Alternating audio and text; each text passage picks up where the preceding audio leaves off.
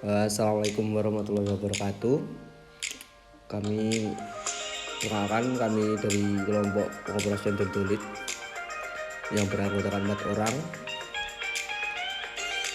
Yang pertama ada Fajar, Bara Alam, dan Kufa Ahmad, dan juga Yudhistira Kevin Maulana. Sebelum beranjak menuju ke pengertian teodolit dan bagaimana cara penggunaan teodolit, saya di sini akan menjelaskan apa sih teodolit itu.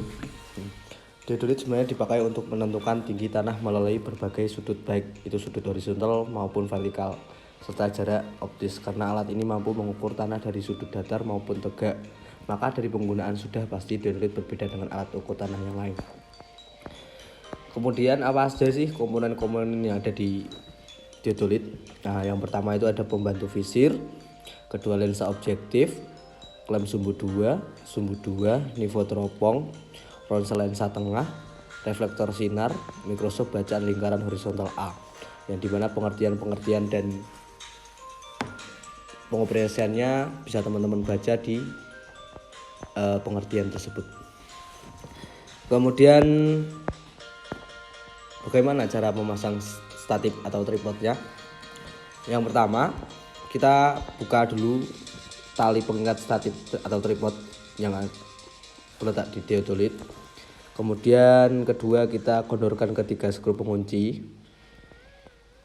Nah, untuk cara memasangnya sendiri, cara pemasangan pesawat, kita dirikan statif tripod.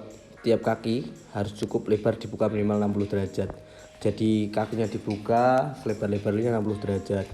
Kemudian yang kedua, kita ambil pesawat dari alam case tempat pesawat, kemudian letakkan tempat di atas tripod strip. Kemudian untuk yang ketiga, catat jenis pesawat dan tipe pesawat. Yang keempat, siapkan untuk meletakkan pesawat di atas piringan kepala tripod dan kunci dengan skru pengunci. Nah, untuk cara penyetelan pesawatnya tersebut, pertama kita sekarang bagaimana caranya untuk membuat pesawat benar-benar datar dan siap digunakan. Jadi kita persiapkan dulu bagaimana caranya sih itu dia bisa berdiri tegak dan posisi datar. Yang kedua, kita sejajarkan teropong pesawat dengan 2 skrup pengatur nivå. Nah, yang ketiga, putar skrup secara bersama-sama menurut arah ibu jari. Kalau keluar semua, kalau ke dalam semua. Jadi semuanya berurutan sesuai dengan keluar masuknya skrup tersebut. Nah, untuk yang kelima, sebelum membidik, pastikan center point tepat di atas titik yang telah ditentukan sebagai awal pengukuran. Yang ketujuh, arahkan kembali ke rambu ukur dan selanjutnya periksa benang silang. Yang kedelapan, periksa pula paralak bambu dengan memutar skrup diafragma sampai jenis melihat rambu ukur. Kemudian bagaimana sih pembacaan terhadap rambu ukur? Nah, jika nivå sudah baik, seperti yang ada di gambar, jika nivå sudah baik, paralak sudah baik, dan benang silang sudah baik, berarti kita sudah siap untuk membaca rambu ukur tersebut. Kemudian setiap akan membaca rambu ukur, perhatikan benar-benar nivå tabung yang sejajar teropong harus didatarkan dahulu dengan menyetel skrup penyetel nivå tabung. Nah, ini sebagai contoh yang terdapat pada gambar, contoh pembacaan sudut zenit dan azimut ya. Yang nomor 1, bacaan sudut azimut zenit maksudnya.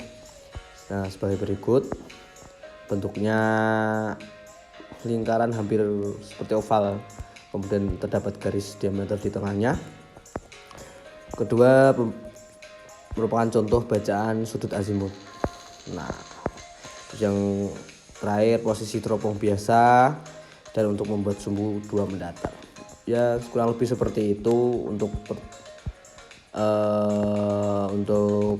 penjelasan selanjutnya bisa kita searching atau kita bisa sharing di YouTube untuk penjelasan yang lebih lanjut, atau kita bisa tanyakan kepada dosen pengampu. Mungkin cukup itu yang bisa kami sampaikan.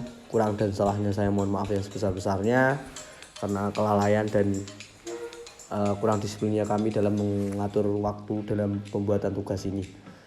Cukup itu saja. Terima kasih. Ya, wassalamualaikum warahmatullahi wabarakatuh.